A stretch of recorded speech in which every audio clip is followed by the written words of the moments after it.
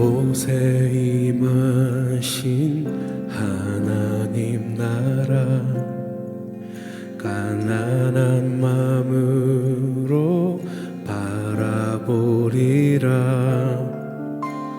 먼저 그 나라 그 뜻 구하며 나의 삶 드리리. 주님이 맡기신 하나님 나라 믿음의 눈으로 바라보리라. 하늘의 뜻이 이 땅 가운데 완성될 그날까지 믿음 다하여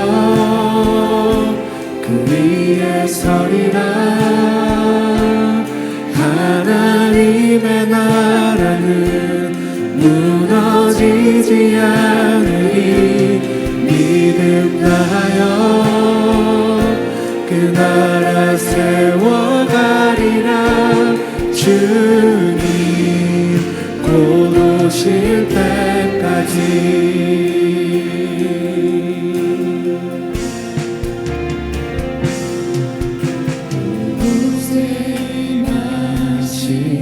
하나님 나라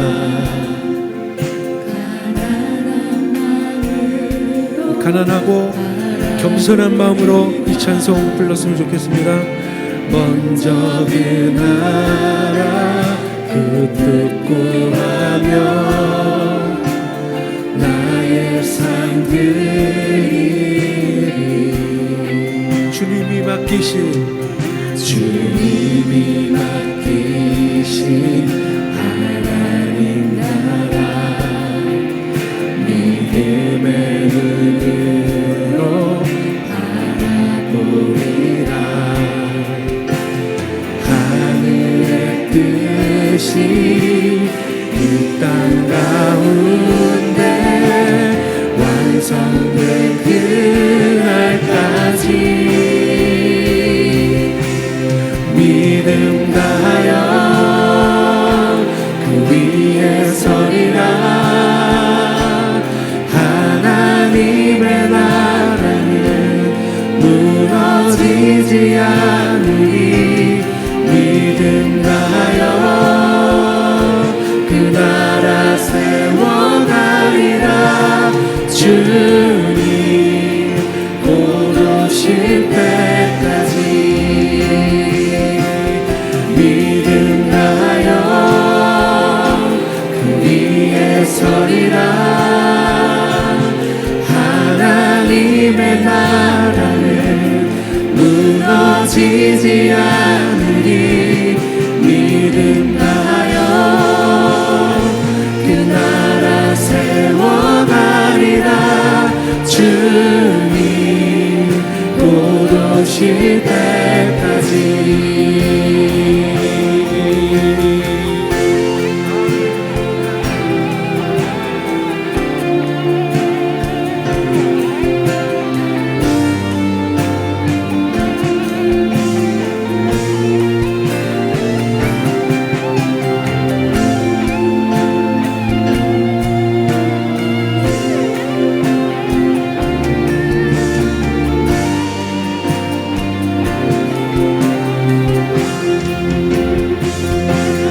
믿음 다하여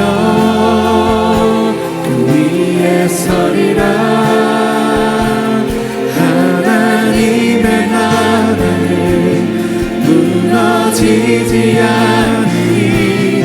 믿음 다하여 그 나라 세워가리라. 주님 곧 오실 때까지 믿음 다하여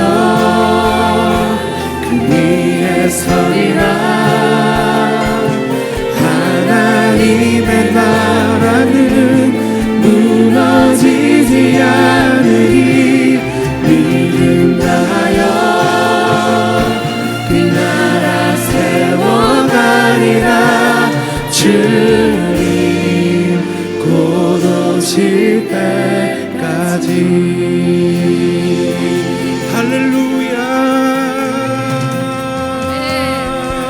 우리의 믿음을 다하여 흔들리지 않고 무너지지 않는 주님의 나라를 우리 마음 가운데 세워가길 원합니다. 할렐루야.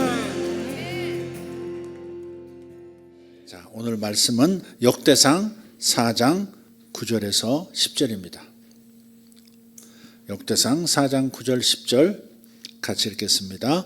야베스는 그 형제보다 존귀한 자라. 그 어미가 이름하여 야베스라 하였으니 이는 내가 수고로이 낳았다 함이었더라. 야베스가 이스라엘 하나님께 아뢰어 가로되 원컨대 주께서 내게 복의 복을 더하사 나의 지경을 넓히시고 주의 손으로 나를 도우사 나로 환난을 벗어나 근심이 없게 하옵소서 하였더니 하나님이 그 구하는 것을 허락하셨더라. 아멘. 자, 오늘 이 말씀 여러분 성경 보시는 분은 좀 다르다, 조금 다르다 느끼실 거예요.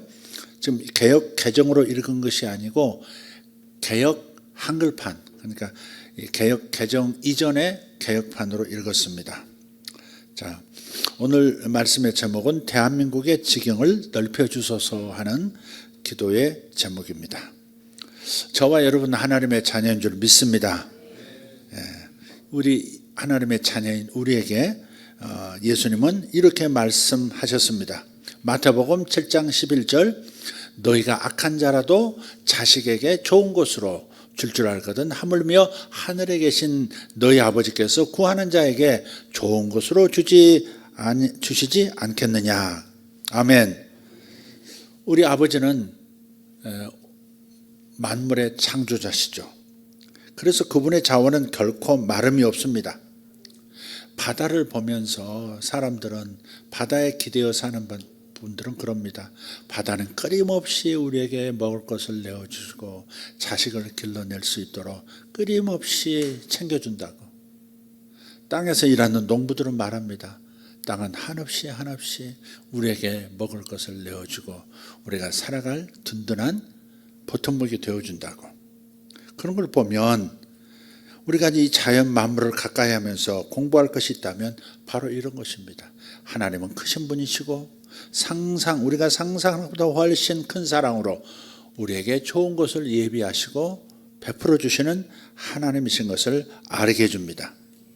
그런데 예수님 말씀을 보면 우리에게 많은 것을 주시고 좋은 것으로 주시지만 먼저 행해야 되는 게 있다. 구하라는 겁니다. 구해야 한다. 구하는 것이 선행되어야 한다. 이렇게 말씀합니다. 구하는 자에게 좋은 것으로 주시지 않겠느냐 그랬어요. 구하는 자에게 그랬어요. 알아서 주시지. 그런 면도 있죠. 공기 구하지 않아도 공기 끊임없이 보내주시죠. 그렇지만 우리가 우리 삶에서 필요한 영역이 공기뿐이겠습니까? 햇빛뿐이겠습니까? 많은 것들이 필요하죠. 그때 우리가 해야 될 일은 아버지께 구하는 것입니다. 아버지 다 하실 텐데 뭘 그러시는 아닙니다. 구하라는 겁니다. 내가 구해야만 주시는 분은 아니지만 내가 구해야 내가 응답받은 것도 압니다. 내가 구해야 하나님이 내 목소리를 들으시는 것을 확인하고 하나님의 마음을 알게 됩니다. 단지 내게 필요한 것만 공급되는 것이 초점이 아니고 하나님께 구해서 아버지께서 들으시고 내게 공급하심으로써 당신의 사랑이 어떠하시다 하는 것을 우리로 하여금 알게 하시기를 원하기 때문에 우리가 어떻게 받았는지, 이게 저절로 생겨난 건지 운이 좋아서 내가 얻은 건지가 아니라 하나님께서 내 목소리를 들으시고 나의 소원을 들으시고 응답하셨다라는 이 결론에 도달하게 되고 우리의 믿음은 자라는 것이죠. 그래서 구하라고 말씀하시는 거예요. 구하지 않아도 주실 수 있는 분이 구하라신 것은 까다롭게 있는 겁니다. 그래서 구하시기를 바랍니다. 구하는 자에게 좋은 것으로 주시지 않겠느냐라고 말씀하셨어요. 그래서 좋은 것을 예비하신 좋으신 아버지시지만 구하는 자에게 좋은 것으로 주신다 하십니다.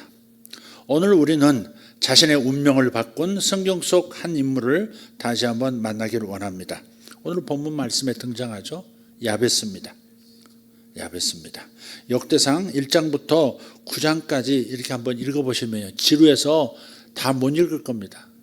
막 넘겨버리고 싶을 거예요. 왜냐하면 계속 아담부터 시작해서 계속 자손들의 이름이 이어지고 있거든요. 누구는 누구를 낳았고 누구는 몇 아들을 낳았고 그 다음에 또 다른 설명이 없어요. 그 아들은 또 누구를 낳았고 누구를 낳았고 누구를 낳았고 그게 1장부터 4장까지 계속 되다가 4장 9절에 와서 한 이름이 나오는데 야베스라는 인물 나오면서부터는 상당히 긴 문장이 있어요. 야베스라는 사람이 어떻게 태어났는지, 이름의 뜻이 무엇인지, 무슨 기도를 했는지, 그 구한 것을 하나님이 어떻게 응답하셨는지 그런 얘기를 해요.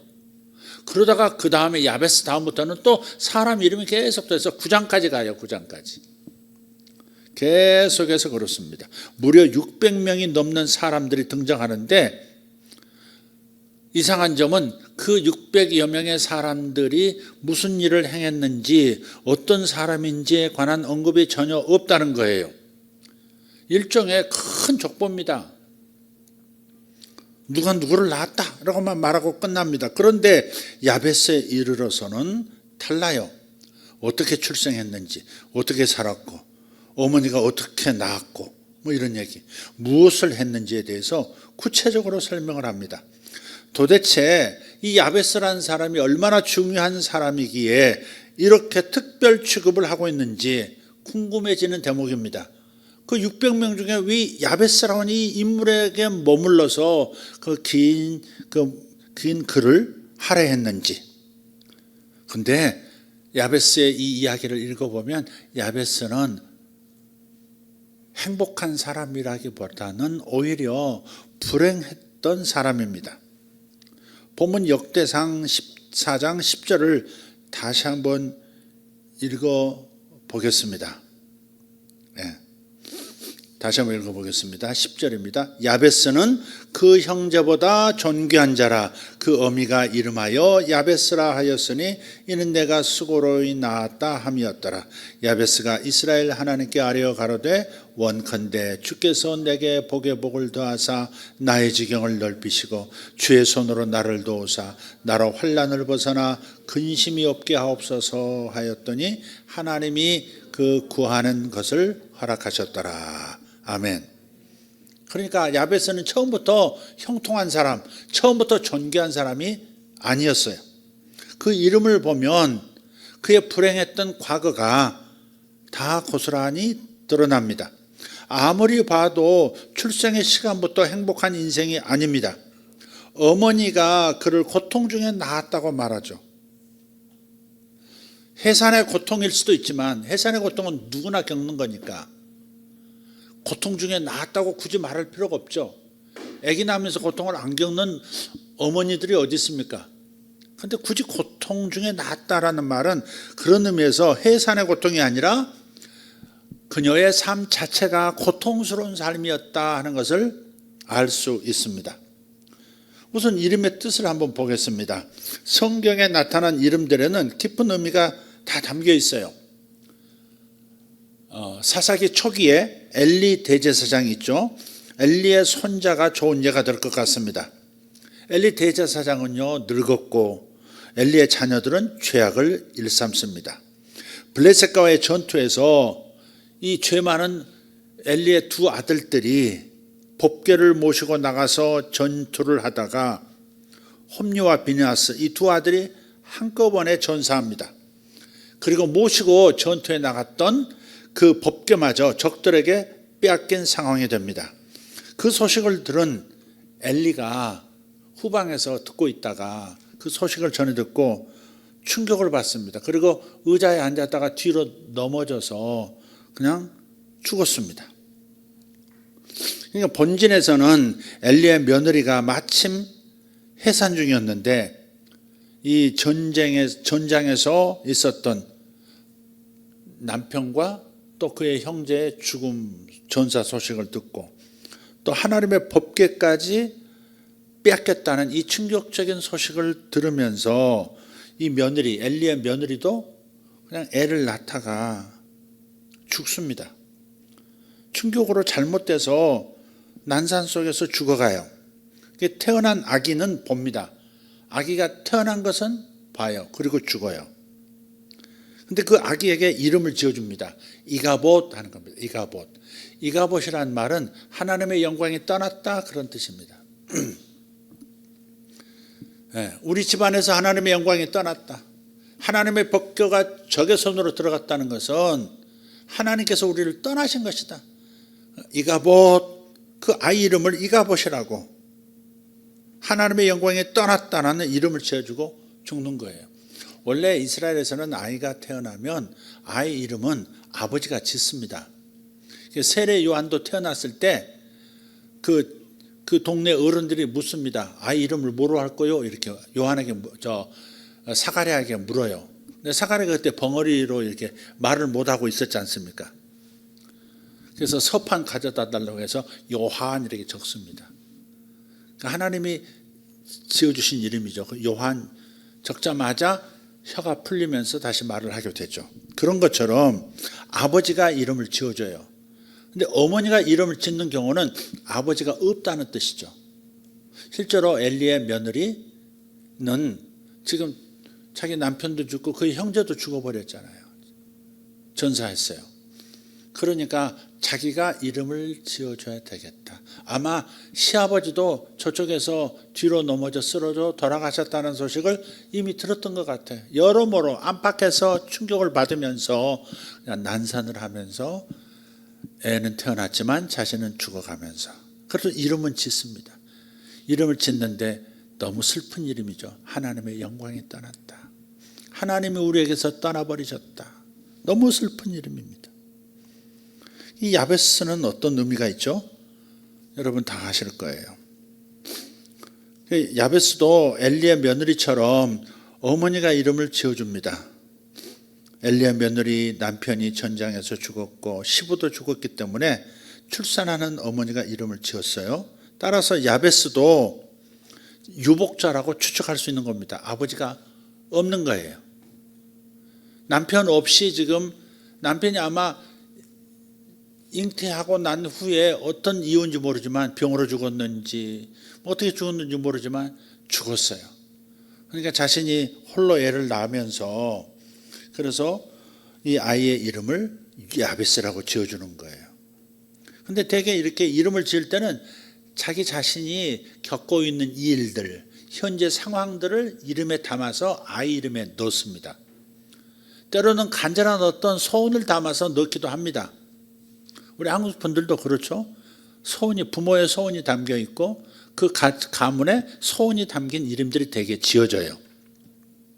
근데 야베스에게는 혹독한 현실에 대한 고백의 이름입니다. 이는 내가 수고로이 낳았다 함이었더라 라고 하는 성경 구절처럼 이 삶의 고통 속에서 태어난 아들이 야베스예요. 그래서 힘들게 태어났고 아버지가 없었던 사람, 그래서 야베스의 뜻은 뭐냐? 수고와 슬픔과 고통을 받는 자입니다. 수고와 슬픔과 고통을 받는 자. 근데 이렇게 이름을 어떻게 지어줄 수 있을까 싶긴 한데 이해가 좀 안 되긴 합니다. 오히려 그렇게 어려울수록 수고와 슬픔과 고통을 받는 자가 아니라 안식과 기쁨과 축복을 받는 자, 이렇게 지어져야 할 것 같은데 이해할 수는 없지만 그렇게 이름을, 자식의 이름을 딱 지어줘요. 수고와 슬픔과 고통을 받는 자. 그러니까 사람들이 어렸을 때 어머니가 부르던, 친구들이 부르던, 동네 어른들이 부르던 야베스 할 때는 수고와 고통과 슬픔아 이렇게 부르는 거죠. 수고와 슬픔과 고통아, 이렇게. 참 안타까운 일이에요. 근데 아이는 그런 그 이름을 자기 이름으로 알고 자기 현실이 그렇다 하는 것을 가지고 살아갈 수도 있을 겁니다. 그런 놀라운 반전이 일어나요. 야베스는 아버지 없이 호르몬이 밑에서 태어났고 이처럼 불행하게 출발한 인생이었음에도 불구하고 그는 살면서 점점 하나님의 축복을 경험합니다. 그리고 마침내 그는 존귀한 자라 하는 칭송을 받습니다. 야베스는 그 형제보다 존귀한 자라. 어디서부터 그의 인생이 바뀌게 되었어요? 어디서부터 그의 인생이 이런 슬픔과 수고와 고통의 인생에서 어떻게 존귀한 자로 넘어가는 인생이 되었을까? 야베스에 대해서 하나님께서 성경에 기록하게 하신 이 내용을 보면 기도입니다. 기도에서 그의 인생이 다른 인생이 시작되고 하나님의 축복이 이어지는 역사가 있는 거예요. 야베스가 이스라엘의 하나님께 아뢰어 가로되, 그랬어요. 하나님께 구하더라 그랬어요. 예수님께서 마태복음 7장 11절에서 말씀하셨던 것처럼 아버지께서 구하는 자에게 좋은 것으로 주시지 않겠느냐 했던 것처럼 하나님께 구하더라. 그게 야베스의 인생의 전환점입니다. 야베스의 기도를 들으시고 복에 복을 더해달라는 간절한 마음을 보시고 또 환난에서 건져주시고 근심을 피하게 해달라고 하는 그 눈물을 보시고 하나님께서 응답하신 겁니다. 그 결과로 존귀한 자가 된 거예요. 자기 인생은 물론 자기가 개척한다는 자기 책임도 있지만 그러나 너무 어렵고 너무 바닥 인생, 너무 깊은 곳에서 출발하는 사람들은 전능하신 분의 도움을 받아야 할 줄 믿습니다. 낮은 마음으로 하나님밖에 없습니다. 하나님께 구합니다. 머리가 안 따라주면 기도해야지. 나는 안 헤어져 그러지 말고 머리가 안 따르면 기도를 해야지. 학생들은 기도해야 할 줄 믿습니다. 세상 경제가 이래. 자영업 다 망하고 그렇게 직장 구하는데 안 돼. 좋은 직장 없어. 탄식하지 말고 청년들 기도해야지. 남자 놈들이 전부 눈가리가 뭐가 씌어가지고 나를 몰라봐 그러지 말고 기도를 해야지. 아가씨들아, 자식 때문에 근심하지 말고 그럴 때 기도를 해야지. 구해야지. 아멘. 이름 그대로 야베스로 살도록 규정된 상황이었지만 하나님께 구하더니 이렇게는 살 수 없습니다. 하나님께 구하더니 마침내 그의 운명이 바뀌기 시작합니다. 야베스, 서글픔과 근심거리밖에 되지 않던 인생에서 존귀한 인생으로 점점 바뀌었습니다. 한번 응답받고 복을 받고 그래서 기도가 이러는 겁니다. 복에 복을 더해달라는 거예요. 한 번의 복으로 안 됩니다. 저는 복에 복을 더 받아야 제 인생은 달라질 수 있습니다. 그런 거죠. 복에 복을 더하자는 그런 의미가 있는 거죠. 최고의 복을 주셔야 합니다. 성경에 진실로 이런 말은 이건 점점 이렇게 좀 더 그보다 더 그러니까 베스트 최상급 이렇게 최상급을 표현할 때 진실로 이렇게 얘기하는 거예요. 아멘 이러는 거예요. 거룩하다는 최상급 지극히 거룩하시다 그 말이에요. 3번 같은 단어를 반복한 게 아니라 그 같은 단어의 반복으로 번역이 됐지만 실상 그 뜻은 최상의 거룩함, 최상의 진실함, 최상의 복, 뭐 그런 의미입니다. 그러니까 야베스가 기도의 맛을 알게 됐고 기도의 맛을 한번 알고 끝내는 것이 아니라 요만하면 뭐 족하지 하는 게 아니라 이걸로는 더 안 되겠습니다. 더 갈급함만 가지고 더 복을 구하게 되는 겁니다. 그래서 성경에서 다른 곳을 보면 야베스라는 이름을 가진 도시도 등장해요. 야베스 성읍에서 그런 표현이 여러 군데 나와요. 그러니까 야베스라는 인물이 존귀한 자가 되었다라고 하는 그 말 속에는 야베스라는 이름을 사람들이 칭송하면서 도시 이름도 야베스로, 촌락 이름도 야베스로 지을 만큼 유명한 사람이 된 거예요. 미국의 케네디 대통령 이름 따서 뉴욕의 케네디 공항이 있지 않습니까? 세종시 있지 않습니까? 세종대왕을 기리고 그렇게 도시 이름을 한 인물의 이름으로 지을 정도면 어마어마한 존귀함을 덧입은 은총과 사랑을 받는 존재가 된 거죠. 그의 인생이 수고와 고통과 슬픔으로 출발할 수밖에 없었고 그렇게 인생을 살다가 끝낼 수밖에 없는 그런 고대 환경 속에서도 이런 결론을 맺어 자기 이름을 딴 그런 성읍이 세워질 만큼의 존귀한 자가 되었다면 얼마나 큰 복을 받은 거예요. 근데 복의 출발이 어디였다고요? 바로 기도에 있었다고. 하나님께 구하더라, 하나님께 아뢰더라, 거기에 있더라 이 말입니다. 여러분 본받기를 바랍니다. 본받기 바랍니다. 네.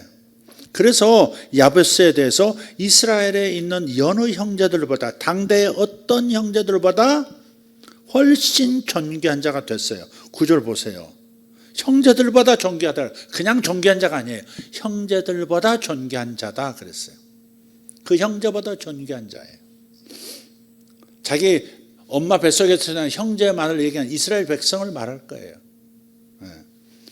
이스라엘 중에서 훨씬 존귀한 자가 된 거예요. 야베스는 그의 형제보다 귀중한 자라 이렇게 번역한 데도 있어요. 이처럼 하나님께 구하는 자는 자신의 운명까지 바꿀 수 있는 줄 믿습니다. 오늘 이 자리에 계신 저와 여러분의 운명도 하나님을 향한 기도를 통해서 변할 수 있는 줄 믿으시기를 바랍니다. 인생이 여지껏 실패하고 좌절하고 한숨과 통곡으로 규정된 존재라 할지라도 하나님 앞에 구하기 시작하면, 기도하기 시작하면 그 실패가 성공으로, 좌절이 보람으로 이어질 것이고 한숨과 통곡이 기쁨과 웃음으로, 수치와 부끄러움이 영광과 자랑으로 바뀌게 될 것입니다. 할렐루야. 자, 기도의 내용을 보겠습니다. 야베스는 먼저 뭘 구합니까? 내게 복을 더하소서 그랬어요. 복을 더 달라고. 최상급의 복을 달라고. 이거 말고요, 최상급의 복을 주세요. 이렇게 구하는 거예요. 복의 근원은 어디에서 찾을 수 있습니까? 기도에서. 복은 히브리어로 뭐죠? 바라크. 그 뜻은요, 원래 그 뜻은 무릎을 꿇다 그 말입니다.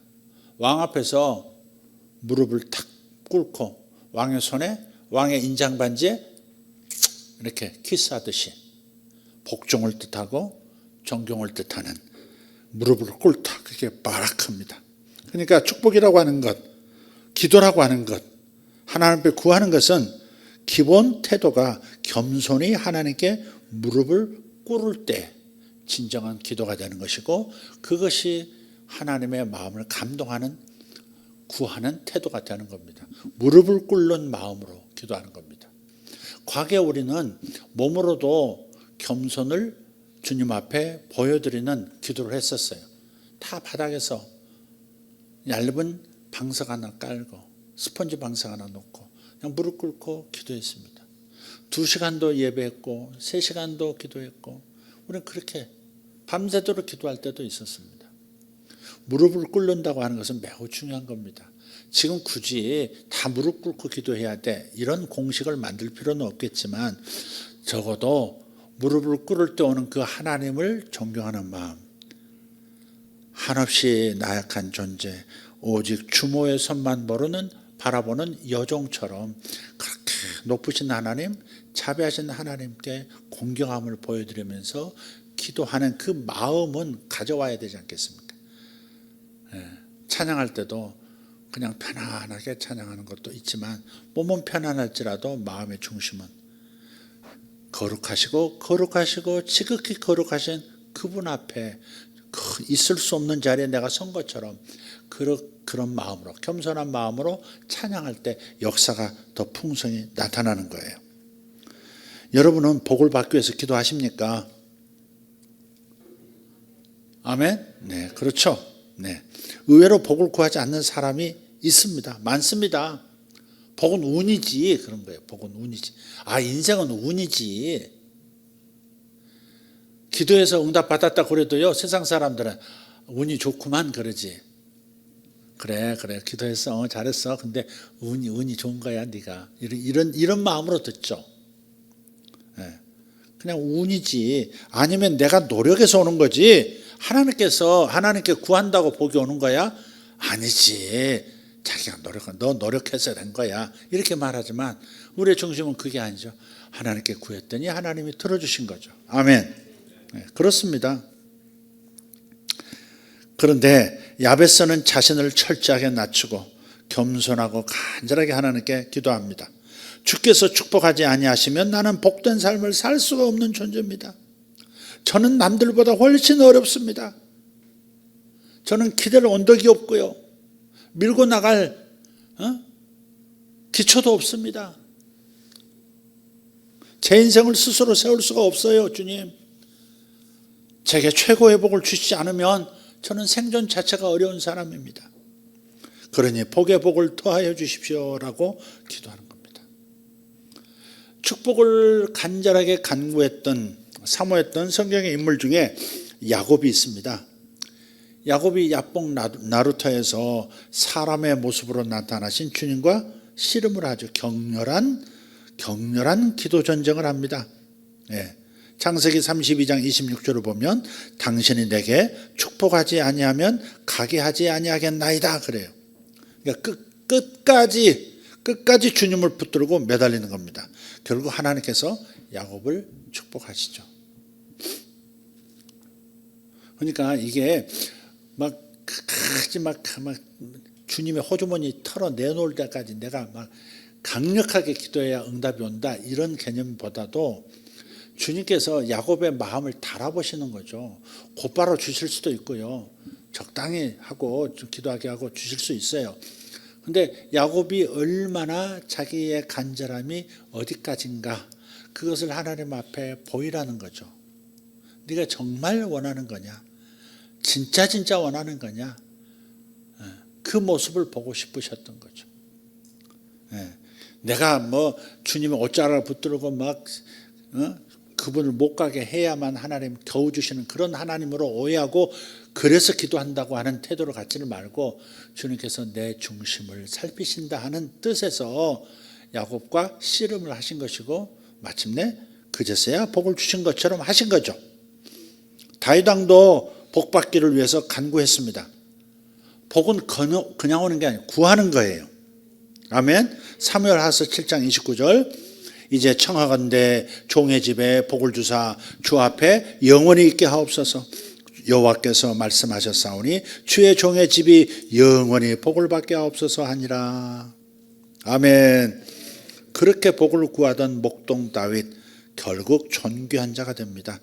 이스라엘의 전무후무한 왕이 됩니다. 성군이 되어 또한 그의 가문을 통해서 예수님도 오셨습니다. 가문 전체가 복을 받은 겁니다.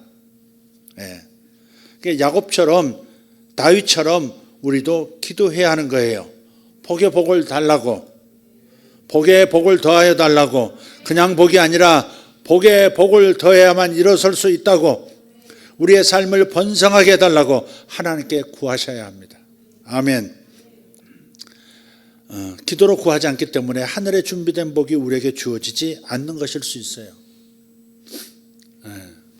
하나님은 다 준비해 놓으셨지만 구하지 않기 때문에 지나가는 것도 있을 수 있습니다. 이런 말씀들을 보면 오늘 고 서창식 집사님 오늘 입관 예배가 있어서 두 차로 이제 움직였는데 제가 움직이는 차에 우리 정호 장로님 또 경조사 위원장 조정상 집사님 또 안석영 집사님 우리 안석영 집사님은 진짜 대단해. 존경심이 우러나. 내가 저절로 일어나. 내가 볼 때 크게 많이 돈 버는 상태도 아닌데 그냥 경조사에 이름도 몰라 성도 몰라 우리 교인인지도 모르는데도요 경조사가 있으면 쫓아가는 거야. 그거 알아? 박진희 집사님? 몰래 가는 거야?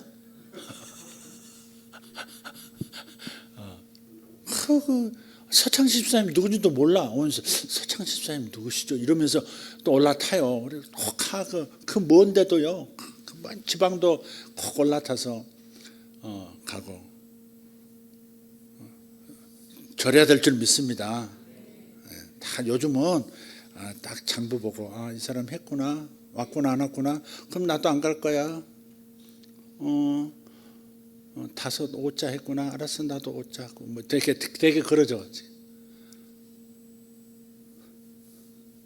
저분은 그냥 모르는 분도 우리 성도라고 하니까 다 참석하고, 잘못하면 경조사 위원장 뺏기시게 생겼습니다. 이렇게 타고 가는데 우리 조정상 집사님께서 하시는 말씀이, 우리 교회에서 3대가 같은 우리 예수세계교회 다니는 집은 최 장로님과 우리 집밖에 없다는 거야. 자랑질을 은근히 하시더라고. 또 목사 앞에서 대놓고 자랑질을. 네. 우리 집밖에 없다는 거야. 우리 집은 조정상, 조혜림 우리 부부하고, 조재민, 김다혜하고, 그 밑에 이현, 이서 다닌다는 거야. 차장님도 그렇다는 거야. 흔치 않아요. 이렇게 하면서 아주 심상치 않은 자랑들을 오늘 하셨습니다. 또 본인은 세 자리 숫자로 살고 싶대. 의외로 저분이 그런 욕망이 있으시대. 세 자리 숫자로 살고 싶대. 120? 그러더니 내가 너무 겸손하지 않은 거 아닌가? 무조건 세 자리면 된대. 1땡땡도 괜찮고 1땡1도 괜찮고 뭐 그러신다는 거죠. 그러더니 한참 있다가 그래도 90세만 돼도 나는 이현이가 손주를 낳으면 증손자를 볼 수 있다 이거야. 누구는 손주를 지금 기다리고 있는데 장고도 다 못 보내고, 또 담임 목사 가슴을 푹푹 찔러가면서 자기는 증손자를 볼 거라는 거야. 이건 아주 잔인한 자랑질을 제 앞에서. 그러더니 또 갑자기 안석영 집사님을 또 타겟으로 삼더니, 안석영 집사의 장례식은 내가 참석할 수 없을 것 같다고, 또 그러면서 또 은근히 겸손을 또 딱 뜨시면서, 그래도 3땡땡 숫자로 살겠다, 이 세 자리 숫자로 살겠다, 그렇게 다짐도 보여주시고, 경조사 위원장을 하시면 이렇게 믿음이 생깁니다. 오래 살 것 같은 믿음이. 다음 경조사 위원장은 아무래도 안석영 집사님이 되지 않을까. 빨리 은퇴시키고 차지하든지. 하나님께서 아브라함에게 언약을 말씀하신 적이 있죠. 오늘 우리에게 주시는 축복의 말씀으로 아브라함에게 주신, 아브라함의 후손이니까 우리가, 그러니까 아브라함에게 주시는 축복을 우리에게 주시는 축복으로 한번 들어봅시다. 히브리서 6장 14절 읽겠습니다. 이르시되 내가 반드시 너에게 복주고 복주며 너를 번성하게 하고 번성하게 하리라 하셨더니. 아멘. 반복이죠. 반복은 강조면서 반드시라는 뜻이 있는 거예요.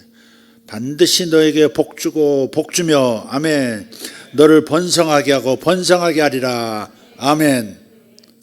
여러분, 이 말씀이 믿어질 때까지 선포하세요. 여러분 가정에 액자 이거 다 하나씩 나눠드렸잖아. 가서 걸어드렸잖아. 걸어주진 않았지. 하여간 갖다 드렸잖아.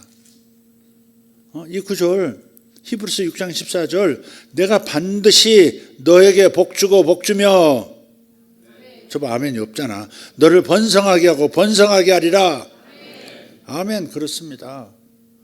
요 말을 믿으세요. 반복 안 나가는 것은 반드시 안 친다는 거니까 우리가 믿어드리는 게 중요하죠. 아브라함의 후손인 야베스가 바로 이 언약의 말씀으로 기도한 거예요. 너에게 복주고 복주며, 이 말씀으로 하나님께 요청한 거예요. 말씀을 취해서 기도하는 법도 우리가 알아야 되는 거죠. 야베스는 자기의 조상 아브라함에게 하신 하나님의 약속이 아브라함의 후손인 나에게도 주어진 거야. 출발은 미약했지만 심히 창대하게 하시는 그 축복이 아브라함 조상님에게만 있는 게 아니야. 나에게도 주신 약속인 줄 믿어 해서 제게 복에 복을 더하소서 그런 거예요. 조금 더 믿음이 더 나갔으면 번성에 번성을 주옵소서 그랬을 텐데 일단 복으로 효부했습니다. 복주고 복주며 내게 복에 복을 더해 주시옵소서. 라고 기도해서 야베스는 큰 복을 받은 것이다. 아멘. 자, 두 번째 기도가 뭡니까? 야베스는 이어서 자신의 지경을 넓혀달라라고 기도합니다. 지경이 뭡니까? 야베스는 실제 자신이 소유할 수 있는 땅이 넓어지기를 구한 거예요. 실제 땅입니다, 이건. 그러나 오늘날 이 말씀을 적용한다면 단지 땅만이 아니라 나의 영향력이 넓혀지는 것, 그것도 지경이 넓혀지는 것과 마찬가지입니다. 자기의 구매력이 넓혀지는 것, 자기의 인지도가 넓혀지는 것, 할렐루야, 그런 거죠. 야베스는 적어도 야베스는 땅을 더 넓혀달라, 지경을 넓혀달라 기도한 겁니다. 야베스가 단지 자신의 부동산 부자가 되기를 청한 것이 아니라고 추측해 볼 수 있는 대목이 있는데, 그건 뭐냐? 역사를 알아야 됩니다. 이 역대기서의 이 기록은 이스라엘 백성이 바벨론에 의해서 멸망당하고 살아남은 자들을 저 바벨론으로 끌고 갔죠. 바벨론 유수라 그래요. 그 바벨론으로 끌려가서 2대 3대를 살고 그 후손들이 돌아오죠. 그래서 70년 만에 돌아와요. 그래서 땅을 뺏겼다가 먼 나라로 끌려갔다가 그 후손이 다시 돌아온 사람들 중에 야베스가 있는 거예요, 이게. 그러니까 그 어머니가 수고로이 낳았다, 고통 중에 낳았다, 슬픔 속에서 낳았다라고 하는 것은 바로 그런 먼 나라에 끌려가서 이방인으로서 이 바깥 여괴자로서 살면서 고통을 겪고 돌아오면 길에서 아마 남편을 잃었는지도 몰라요. 임신도 그때 했고요. 그래서 돌아와서 살던 인물 중에 한 사람이 야베스입니다. 그러니까 저들에게는 땅을 다시 확보하는 것이 절박한 거예요. 네. 그래서 내 지경을 넓혀달라는 거예요. 여기다 텐트 하나 치고 짝대기 꽂고 천 하나 걸쳐서 사는 거, 이거로 더 이상 살 수 없습니다. 땅을 주세요라고, 부지런히 일할 테니까 땅 주세요라고 기도한 거예요. 그리고요, 이 기도는요 굉장히 이 복음적인 내용이 있는 기도입니다. 이 땅 무르기라고 하는 게 있죠. 기업 무르기라고 하는 게 있잖아요. 기업 무르기. 자기는 부자예요. 넉넉히 살아요. 그런데 내 형제들, 내 가문의 형제들은 땅도 없고 가난하게 살아요. 근데 사람이 살아가는 당시에 살아가는 그 삶의 기반이 목축이나 농사 짓는 거에 있잖아요. 그죠? 상업이 발달한 때가 아니니까. 그래서 땅이 있어야 되거든요. 근데 땅이 없는 거예요. 계속 가난할 수밖에 없고 가난이 대물림 되는 거예요. 그래서 하나님께서 제도를 세우셨죠. 너희가 부유하게 되어지면 형제들이 잃어버린 땅을 너희들이 사서 형제들에게 돌려주라는 거죠. 조상이 물려줬던 땅을 남에게 팔고 멀리 끌려갔어요. 아니면 그냥 뺏기고 그냥 갔어요. 돌아서 보니까 남의 땅인 거예요. 그럼 부유한 자가, 먼저 성공한 자가 어떻게 하라고요? 그 땅들을, 그 사람의 본래 땅들을 사서, 그리고 자기가 인마이 포켓하는 게 아니라 그 형제에게 돌려주는, 그 가문의 땅을 그 가문의 후손에게 돌려주는 거예요. 그게 하나님께서 명령하신 기업 무르기라고 하는 거예요, 이게. 그래서 예수님께서도 이 구약의 이 기업 무르기 원리에 따라서 죄 때문에 잃어버린 우리들의 영혼을 당신께서 대신 죄값을 치르시고 우리를 사서 아버지 하나님께 드린 거예요, 이게. 그게 원래 주님의 십자가에서 수고하셔서 영혼을 되찾아 아버지께 돌아오게 하는 그것은, 그 출발 근원 메시지는 기업 무르기에 있는 거예요. 야베스가 내게 지경을 넓혀주세요, 땅을 넓혀주세요라고 하는 것은 자기 땅이 넓혀져서 부동산 거부가 되는 것을 목표로 한 게 아니에요. 존귀한 자가 부자에게 존귀한 자라 그러지는 않거든요. 바로 이런 데서 오는 거거든요. 이 사람은 하나님의 율법의 명령을 따라서 자신만 넉넉하게 살고 끝내는 사람이 아니었다. 돈이 많아지면 그 남은 돈을 가지고 또 형제들의 잃어버린 땅을 사서 되찾아 그 형제에게 돌려주고, 또 돈이 불어나면 또 그걸로 또 땅을 사서 그 땅 원래 땅 주인에게 돌려주고, 그래서 형제들이 다시 다 잘 살 수 있도록 만들었던 사람, 그러기 때문에 형제들보다 존귀한 자라는 거예요. 존귀한 자. 그러한 거룩성, 그러한 도덕성이 있기 때문에 존귀한 자라고 하는 이름이 붙고, 그 야베스 이름을 가지고 성읍 이름도 붙여주고 그러는 거지, 돈만 많다고 그렇게 그 사람 이름을 높여주고 그러진 않습니다. 이해되셨죠? 그러니까 이 지경을 넓혀주세요라고 하는 그 동기, 그 근본 목적이 어디 있어요? 다른 사람을 돌보기 위한, 다른 사람을 풍성한 삶으로 인도하기 위한 동기를 가졌다는 거예요. 그러니까 여러분이 승진을 했던, 여러분이 돈을 많이 벌던, 사업에 성공했던, 투자에 성공했던 그 목적은 뭐여야 된다? 형제 사랑에 있는 거예요. 요셉이 거부가 되고 권력자가 된 그 목적이 어디 있어요? 형제 사랑에 있는 거예요. 그걸 알았기 때문에 요셉은 형님들 염려하지 마세요. 제가 형님들과 형님의 자식들을 기르겠습니다. 먹여 살리겠습니다. 라고 말하잖아요. 그게 하나님께서 요셉을 거부가 되게 만드는, 요셉의 14년 기간 동안에 엄청난 부를 축적하도록 허락해 주셨던, 복을 주셨던 까닭이 거기 있는 겁니다. 그러니까 내가 뭐 이렇게 됐습니다, 저렇게 됐습니다, 그 자랑하는 걸로 끝내지 마세요. 하나님께 영광 돌려야죠, 마땅히. 그렇지만 거기서 끝내지 말고 나의 부로 다른 사람도 잘 살 수 있게 해줄 수 있다면 최선을 다해보자. 아멘. 그런 마음을 가진 사람들이 야베스 같은 축복 받지 않겠습니까? 그러니까 기도에는 반드시 거룩한, 더 아름다운 동기가 있어야 되는 거예요. 그냥 나만 잘 살고 내 집안만, 내 새끼만 잘 단다, 그거는 세상 사람도 갖는 그냥 부모의 마음이고요, 그냥 소박한 야망이죠. 근데 우리가 가져야 할 거룩한 야망이라는 것은 바로 야베스의 이 기도, 내가 이 땅을 회복시켜서 형제들도 풍성한 삶으로 함께 들어갈 수 있도록 만들어야 되겠다 하는 뜻에서 나오는 기도, 이런 것들이 허락하시는, 하나님이 허락하시는 기도인 거죠. 여러분이 돈을 벌면 항상 거기에는 내 목만 있는 게 아니라 다른 사람 목도 있다, 이렇게 생각하시기를 바라요.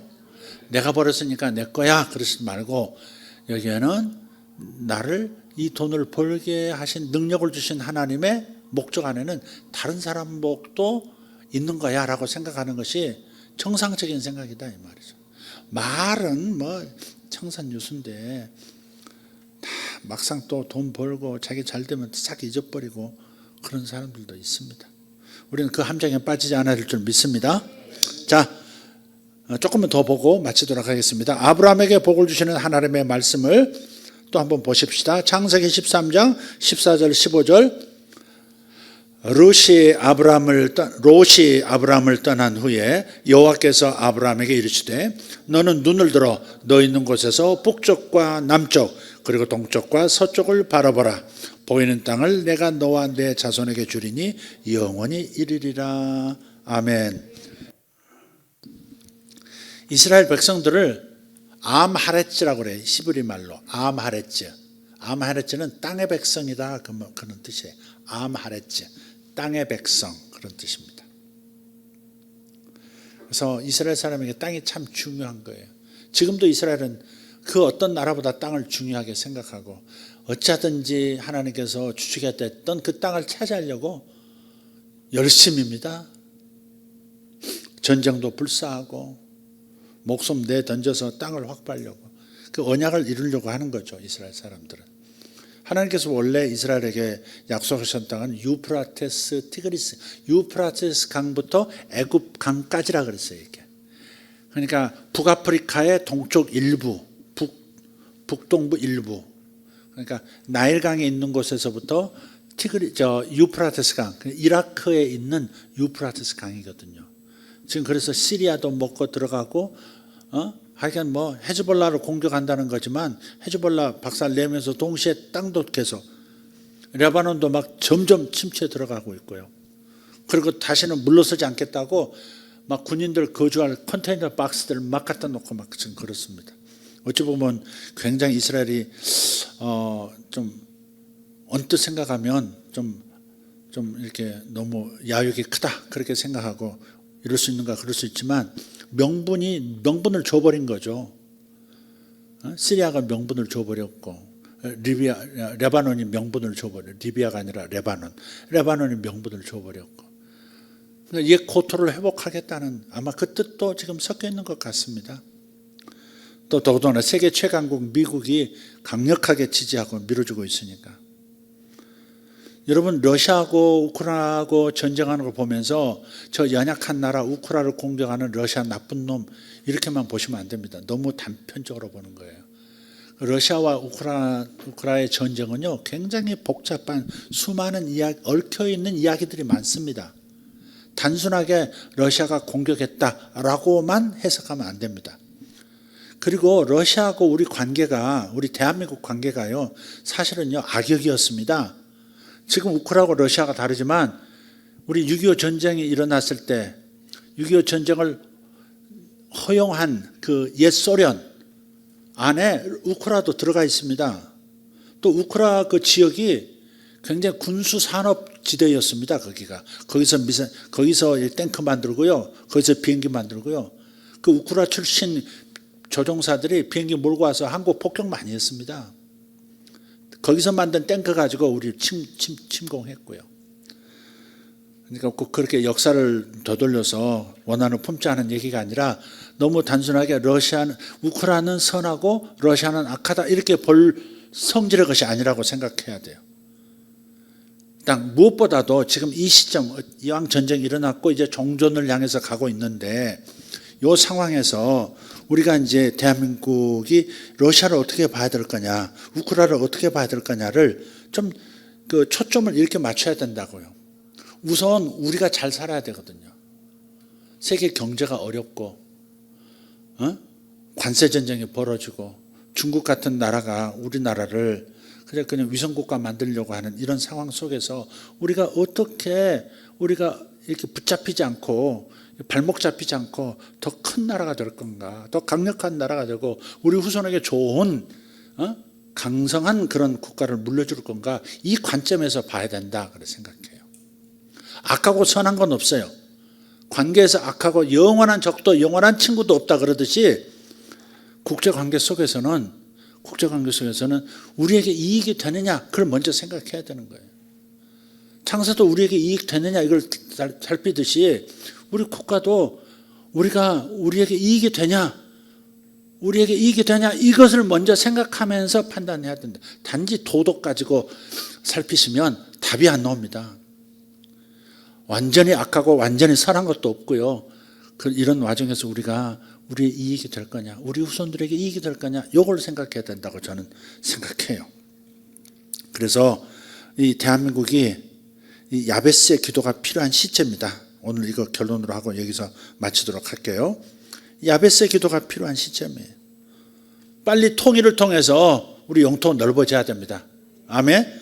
통일을 통해서 북한도 살게 되고 우리도 더 이제 살게 되고 더 잘 살게 되고 지금 출산율이 낮으니까 일하는 그 젊은 동력들이 이제 점점 약해진다는 말이에요. 근데 북한은 이제 인력이 있으니까 통일의 과정을 잘 겪기만 하면 우리가 인구가 부족한 이 상황에서 이거 경제적인 이 출산율 이 허리 부분을 메꿀 수 있단 말이에요.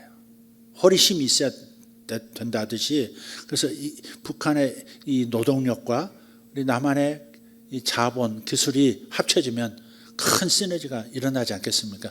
반드시 통일돼야 됩니다. 사상 이념 떠나서 통일되어야 우리도 살고 우리 형제였던 북한도 살고. 아멘. 거기서 또 멈출 게 아니에요. 제가 여러분에게 기도하자고 했던 게 뭐예요? 옛 땅, 옛 고토를 고구려 옛날 땅을 다 되찾아오자. 뭐 이렇게까지 할 수는 없겠죠. 그 옛날 역사를 끌어다가 고구려 땅도 우리 땅이야, 중국 땅 대부분이 우리 땅이야 이렇게 하는 건 너무 무리고요. 자연스럽게 이런 일이 이루어져야 되는데 우선 우리를 이렇게 거부하고 우리를 먹으려고 하는 나라는 배제하고 중국 좀 배제하고 러시아는 대한민국에 대해서 굉장히 좋은 마음을 가지고 있거든요.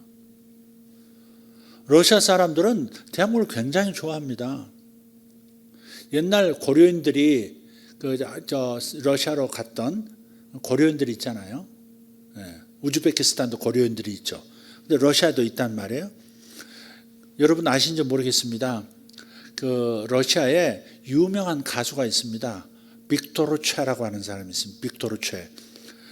그 사람이 러시아의 국민 가수입니다. 러시아의 영웅 가수입니다. 이 사람이. 그래서 변화에 대한 전쟁하지 말자, 다른 침략하지 말자는 그런 옛 소련의 그런 스피릿을 좀 이렇게 바꿔보자 하는 그런 노래를 많이 만들었거든요.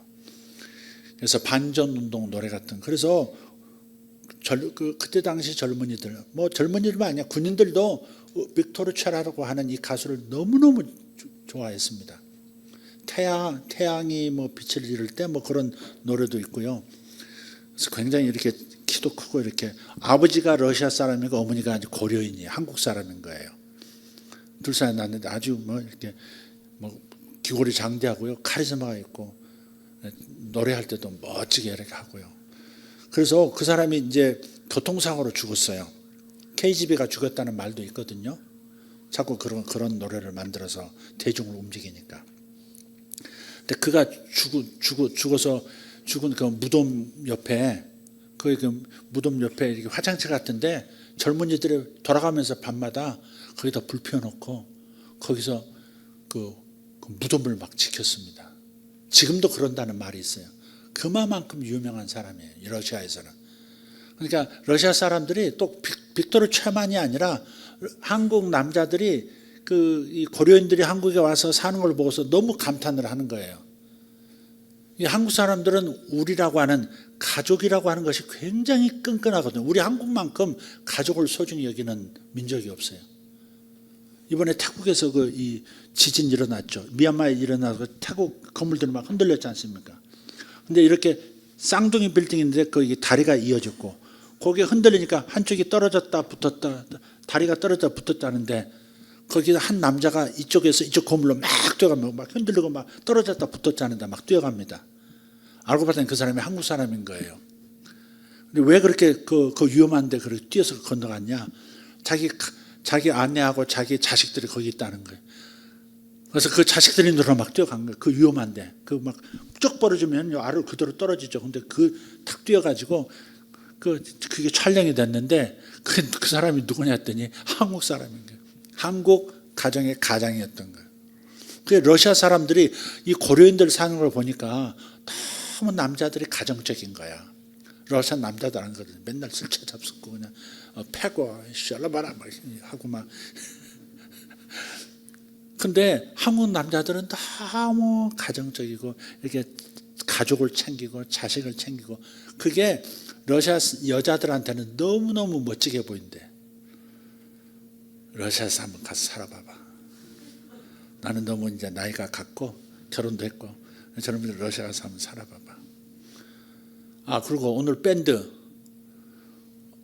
베이스가 왜 드럼을 치고 있어? 베이스 오늘 어디 갔어요? 원래 자기가 드럼이야? 베이스잖아.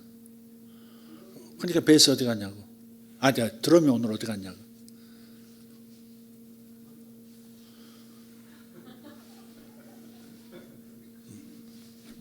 베이스. 그래서 러시아 여성들만이 아니고요. 러시아 사람들 전체가 한국밖에 없는 거예요, 지금 이제. 오래전부터 세운 러시아의 정책이 있습니다. 신동방 정책이라고. 유럽하고 자꾸 문제가 생기니까 유럽이 러시아를 경계하니까 서쪽으로 못 나가는 거예요. 이제 우크라이나 전쟁 때문에 이제는 앞으로 한 수십 년 동안은 러시아는 유럽하고 담쌓고 살 수밖에 없습니다. 절대 서쪽으로 진출할 수가 없어요. 전쟁 일으켜서 먹는 그 외에는 진출할 수가 없고 정상적인 삶을 살 수가 없는 고립된 상태예요. 그러니까 오른쪽으로 와야 되는데 오른쪽에 마침 좋은 미끼가 있다면 그게 시베리아 엄청난 그 땅, 그 자원들이 거기 있고요. 그래서 일본하고 하려고 해도 일본하고는 쿠릴 열도 그 섬들 때문에 영토 전쟁 때문에 일본하고 또 손 내밀어서 친해질 수도 없고요. 북한하고 하자니 전쟁 때 뭐 인력 동원이나 실탄이나 뭐 하지 전쟁 끝나면 북한이 뭐 필요가 있어요. 그러니까 천상 도움을 청하고 러시아가 다시 전진할 수 있는 길은 대한민국밖에 없는 거예요. 신동방 정책에서 대한민국이 출른 거예요, 러시아. 가뜩이나 여지껏 대한민국 이 한국 사람에 대해서 좋은 호감도를 가지고 있는 러시아인들인데, 거기에 또 대한민국이 가지고 있는 그 정밀한 그 이 기술들과 또 그런 능력들이 특히 건설 능력이 보통이 아니거든요. 세계 최강이거든요, 건설은. 그러니까 지금 인력은 북한에서 꼬을 수 있지만 설계부터 시작해서 그 도시들 복구하는 것은요, 한국밖에 없는 거예요. 그래서 지금 종전이 완전히 선포되면 거의 지금 그 돈바스부터 시작해서 러시아가 먹은 땅을 전체 합하면 남한 면적 전체래요. 근데 거기가 제일 전쟁이 치열했던 곳이고 전투가 치열했던 곳이거든요. 그러니까 다 파괴되어 있는 거예요. 우크라 재건해야 된다는데 사실은 러시아 자체가 그 우크라의 5분의 1 땅을 먹었는데 그게 남한 크기 면적인데 거기에 다 도시로 연결되어 있었는데 거기 다 파괴됐으니 러시아에서만 우리를 요구하는 것만 해도 엄청난 거죠, 그게. 이제 세계 돈들이 이제 그 러시아가 이제 재건하고 우크라 재건하는 그쪽으로 이제 쏟아 부어지겠죠. 그때 버려둘 수 있는 것이 이제 대한민국이고. 그러니까 여러분 이제부터 기도해 주셔야 돼요. 우리 지경을 넓혀 주세요. 나의 지경만 넓혀지지 말고 내 자식을 위한 거고 내 후손을 위한 거라면 지금 현재 우리 대한민국도 지경이 넓혀져야 되거든요. 복의 복을 받고 지경이 넓혀져야 합니다. 아멘. 미국이 아직은 최강이잖아요. 그리고 100년은 최강 되겠다고 뭐 기름도 350년을 쓸 수 있는 기름이 자국 내에 있는데 미국은 이제 에너지 가지고 고민할 게 없는 나라가 저 나라입니다. 그러니까 다시 말해 에너지가 그렇게 350년 쓰고도 남을 정도의 기름이 있다면 그러면 앞으로 100년은 또 1등 한다는 얘기입니다. 그러니까 원기교 금공이라고 정말 진짜 친구는 멀리 있으면서 내 영토에 대해서 탐욕이 없는 나라.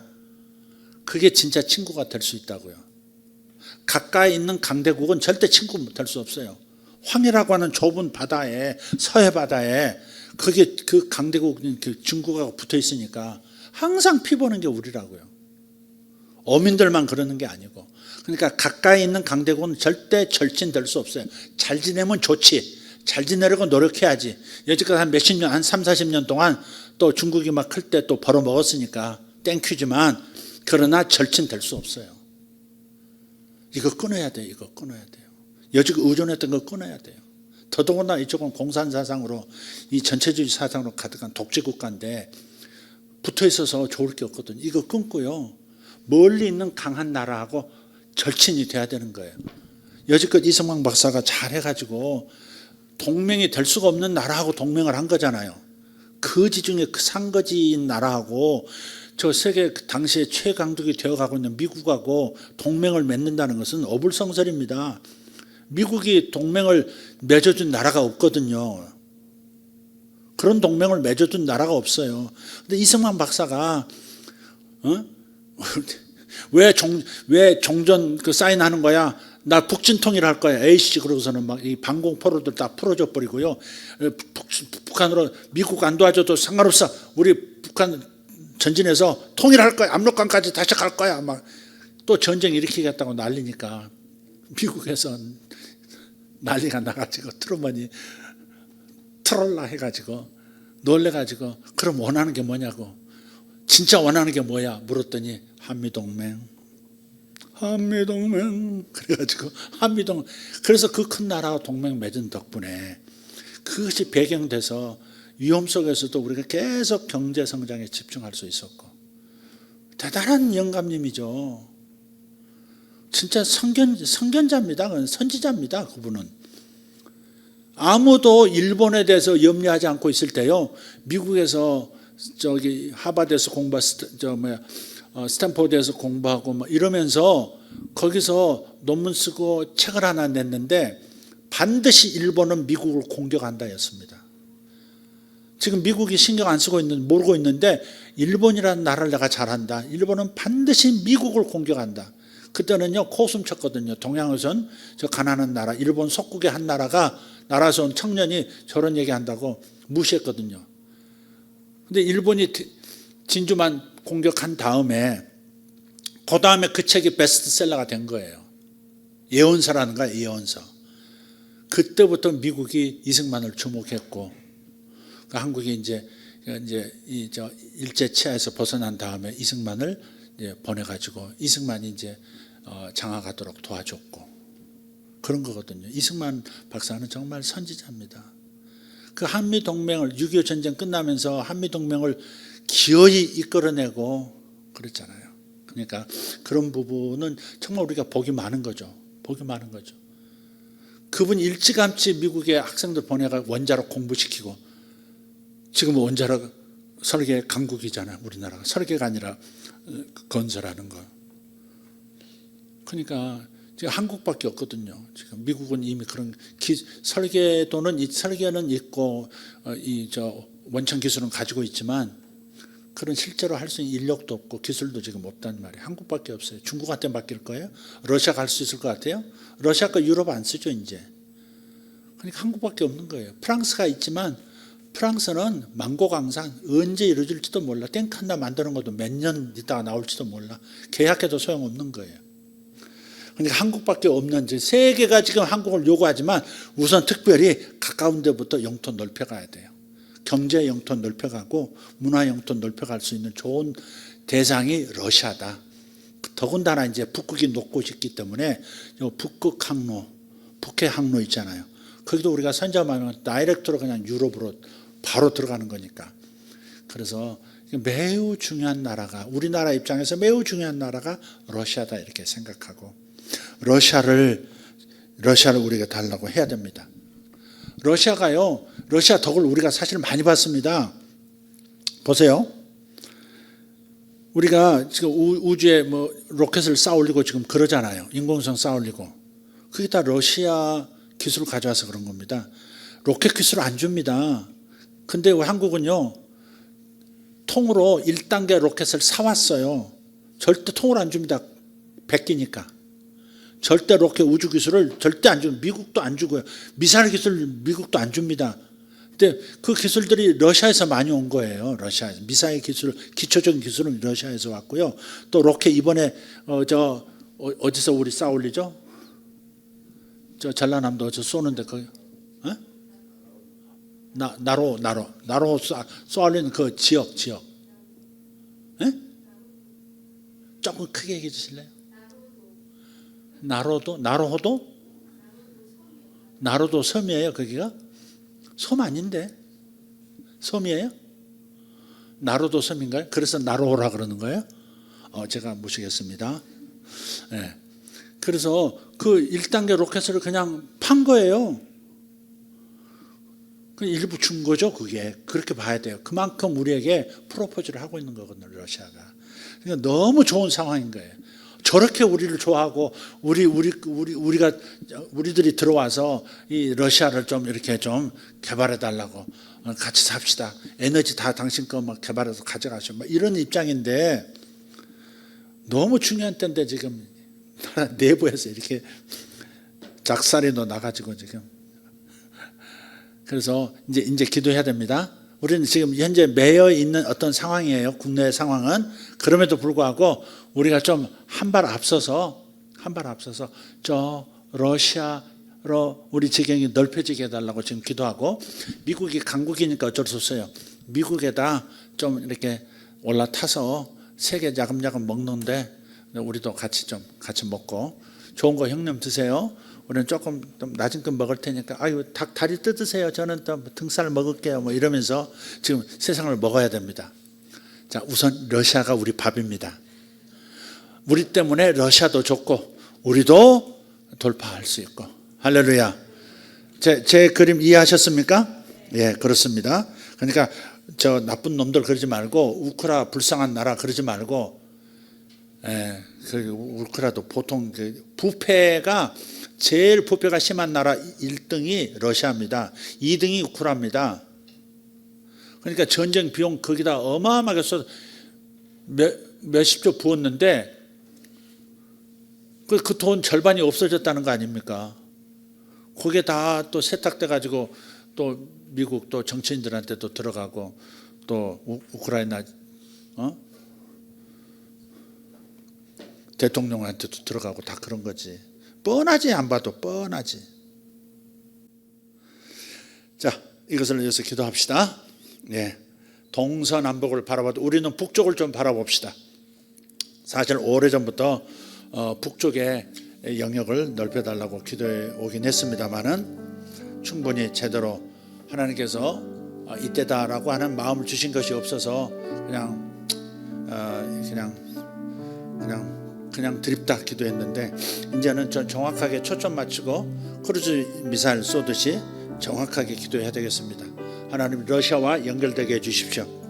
미국과 러시아와 대한민국이 하나가 되어서 하나님, 대한민국이 세계 중심 국가로 발돋움할 수 있는 선진국 중에 선진국이 될 수 있도록, 이제 선진국 중에 선진국이 될 수 있도록, 선진국 중에 선진국이 될 수 있도록, 세계 중심 국가가 되도록, 세계 중심 국가가 되도록, 할렐루야. 우리 자손에게, 이 세대에서 우리의 자식들에게, 자식의 자식들에게 최고의 선물을 줄 수 있도록 이 시간 기도했으면 좋겠습니다. 다 같이 일어나서 함께 기도하도록 하겠습니다. 살아계신 하나님, 오늘 야베스의 기도가 우리 개인에게도 필요하고, 그러나 우리 대한민국에 필요한 기도라고 믿습니다. 하나님께서 야베스에 구한 것을 다 허락하셨다라는 이 말씀이 성경에 있으면 오늘 우리도 이 기도를 따라서 응답받으라 하심인 줄 믿습니다. 아버지, 대한민국을 위하여 기도합니다. 아버지, 러시아가 우리를 향하여 두 팔을 벌리고 이제 전쟁을 끝내면서 이제 대한민국이여 우리에게로 오라, 우리 형제처럼 지내자라고 하고 있습니다. 아버지 하나님, 역사해 주시옵소서.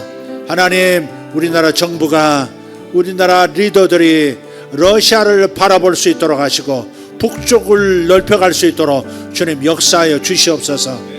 북한 뒤에 있는 러시아와 친해지면 북한도 자연스럽게 품어질 줄 믿습니다. 주여 역사하여 주시옵소서. 저 멀리 있는 미국, 그러나 이 동북아시아에 관심 있고 러시아에 관심이 함께 있는 미국과도 잘 연합하게 하시고 하나님, 세상을 함께 경영할 수 있도록 주님 도와주시옵소서. 우리가 세계 중심 국가가 되고 1등이 될 때까지 미국과 연합하여 세상을 경영하는 이 지능적인 전술로 나아갈 수 있도록 주님, 정부의 리더들, 하나님 국회의 리더들, 모든 분야의 리더들이 일치 단결하고 큰 그림 보고 나아갈 수 있도록 만들어 주실 줄 믿습니다. 하나님, 하나님의 말씀 안에서 오늘 이 우리의 전략, 국가 대전략을 선포합니다. 러시아를 우리에게 주시옵소서. 러시아는 우리에게 올지어다. 우리가 러시아로 나아가게 하여 주시옵소서. 미국과 함께 러시아로 나아가게 하여 주시옵소서. 예수님의 이름으로 기도하옵나이다. 두 손 들고 주여하고 동성으로 기도합니다. 주여, 주여, 주여. 할렐루야. 샤바다바라 카리노마 샬라바라티 아라바스 오라라티 오로도마 샬라가리안스 이샬라바티 엄마라스 포르달라티 아라바스 메카르돌라 샤라발라디 아라바스 유샬라바. 오늘 여기 있는 어떤 사람 중에 서울대 들어가는 사람이 있습니다. 서울대에 들어가는 자녀가 있습니다. 주님 감사합니다. 할렐루야. 쇼바라디 아라바 손다라티 아라바카 오르라디오 로사라발라디 아라마스 이샨노르가 셀바로테 메르카리아스 야쇼아 타마시 알바르라 테르콘스 이즈그라덴다리안 솔로디 아라바스 이슬란드라 쿠라디 아라바스 우샬라 파리반나 살바리아토 리칸도르 스페이스 로데리 티메르카리시아 오란단다라 카리안다라 스피르도 모차르콜로스 요르가 사르발라디 아라바스. 우리 대한민국과 미국이 연합하여 러시아로 러시아로 전진하는 것을 구하십시다. 미국과 연합하여 러시아로 가게 하소서. 미국과 연합하여 러시아로 가게 하소서. 북한과 통일되게 하소서. 주여 오샤바데 마라카리 안도로스 히다라디 아라바스 소로발라디 아라바스 이스란덴드리아 토르다마살로티 아라바스 이르가리 안다라디 아라바스 솔라바리 텐노로스 이샬란다라 카리안 소로발라디 아라바스 로바라디 아라바스 산노로 티베르 컨노로스 이샨노로 다바라 칸노로디 아라바스 이샨노 칸노로디 베르 칸노로스 파살라티 아라바스 일라디 아라보스 산노로티 아라바스 소로발라디 아라바스 이카루도메네 슐라디 아라바스 아라바 카리아스 엘라바라 티베르 두바라 시아로반나로 곤토 인타 그란덴 다이톨로 살라티 아라바스 아멘 아멘. 주님 감사합니다. 아버지 하나님, 대한민국도 미국처럼 암호 앞에 강국이 되게 해주시옵소서. 일본과 같이 암호 앞에 강국이 되게 하여 주시옵소서. 모칸모타파리안 소로발라디아라